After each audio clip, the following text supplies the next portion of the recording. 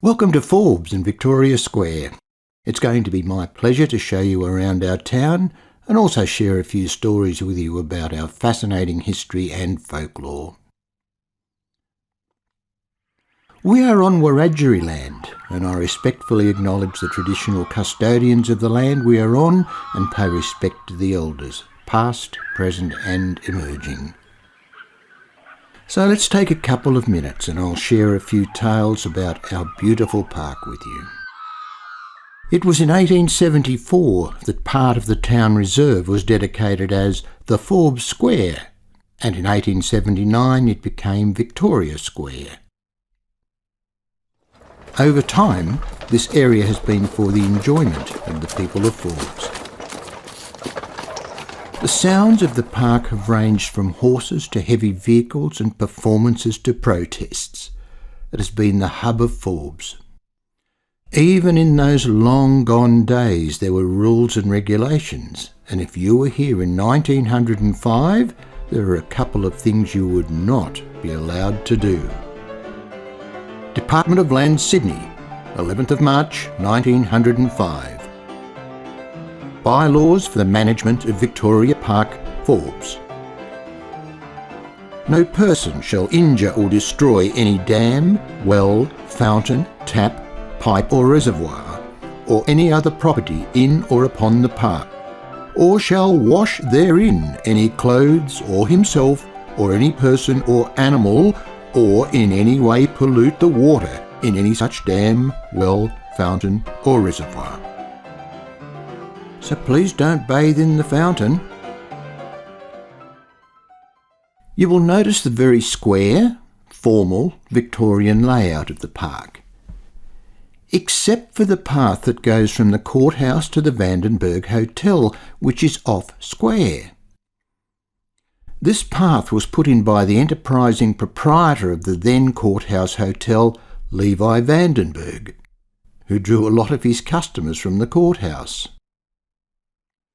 The Empire, Sydney, Wednesday the 21st of August 1867. Mr. Vandenberg of the Courthouse Hotel has been doing great things about his premises. He is engaged in laying down gravelled walks from his establishment to the courthouse. This will enable people who have business at the courthouse to walk from Vandenberg's to the courthouse without the annoyance of splashing through mud, ankle deep. Mr. Vandenberg was a prominent member of the large Jewish community in Forbes, but that's another interesting story for you to chase up at the local museum or family history group. Our park did not always look as good as it does nowadays. With horses, cattle, chooks and dogs roaming around the streets, the park plants had a hard life.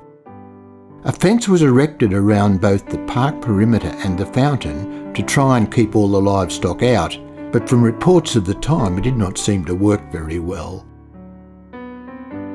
In 1927, a Town Beautifier, Mr. Thomas Kerr, came to Forbes as a respected garden designer both overseas and in Australia. He was at that time designing features at the Sydney Botanical Gardens. Mr. Kerr was also a prickly character in his own right. Forbes Advocate, Tuesday, 26th of July 1927. The Town Beautifier. Mr. Kerr comes to Forbes from the Botanical Gardens, Sydney, with a more than ordinary reputation as a botanist and beautification expert. He is an outspoken critic, and on more than one occasion Mr. Kerr has brought down the wrath of the multitude upon his head. Our Advocate reporter overheard several comments from Mr. Kerr. "Why the need for that unsightly fence?" he commented. "Are you afraid that somebody is going to run away with your park? The iron fence around your fountain also appears unnecessary. The fountain would be improved by the removal of the fence, allowing that you have sufficient confidence in your own townsfolk, and I hope you have that." However, Mr. Kerr did have an influence on the layout and plantings within both the park and the town. His passion for Canary Island palms can be seen in the street garden plots on the northern side and in the park itself.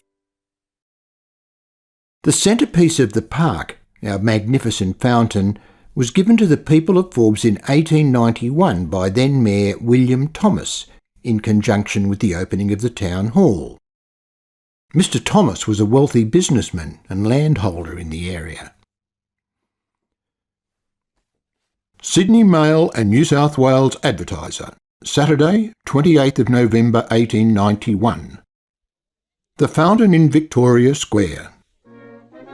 While in England, Mr. Thomas purchased a large and very handsome iron and bronze fountain, which he presented to the town.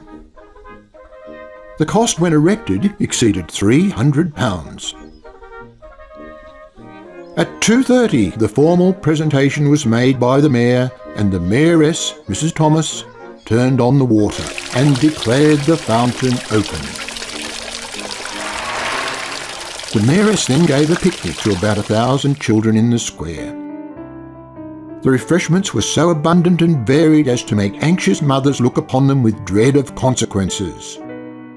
The band played in intervals during the afternoon. Our fountain is from the Coalbrookdale cast iron foundry in England, and one of very few left in the world. A similar fountain in the United Kingdom is listed on their heritage register as being of exceptional cultural significance. The Boy and Serpent fountain is indeed a work of art, and certainly complements other pieces in our sculpture trail. Please take a stroll down to our band rotunda, and we will share a few more stories and even a bit of music with you.